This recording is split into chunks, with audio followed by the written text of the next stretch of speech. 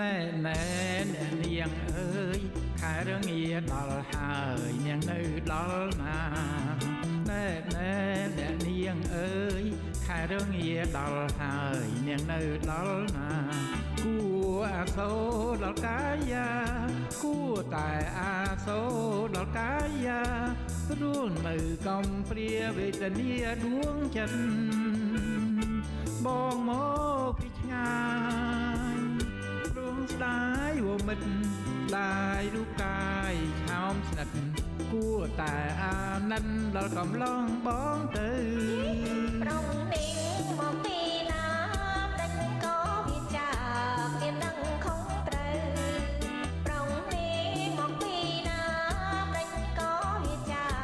មានដឹងខុសត្រូវគួរឬទេណាប្របែតាគួ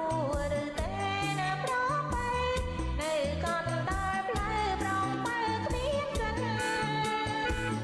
យោនេះនៅបានជីវិតបើស្រឡាញ់មែនពិតស្រឡាញ់មានមិនលួងជីវិតខ្សែ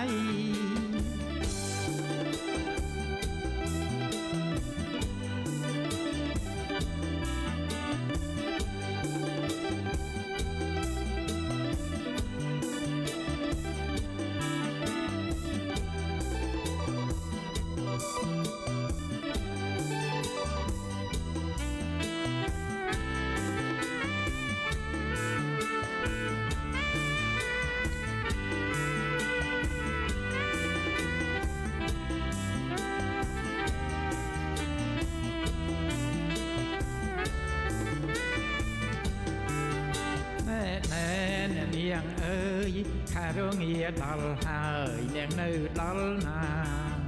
ណែណែអ្នកនាងអើយខែរងាដល់ហើយនាងនៅដល់ណា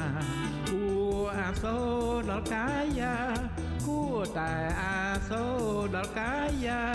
រស់នៅកំព្រាវេទនាដួងចិត្តបងមកពីឆ្ងា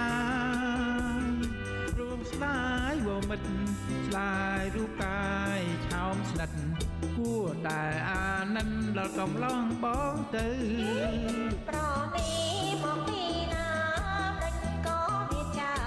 មានដឹងខុសត្រូវប្រនេះមកពីណាតែក៏វាចា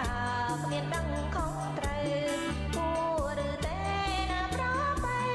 តាគួរឬទេណាប្របែនៅកណ្ដាលផ្លូវប្រងបើគ្មានចិន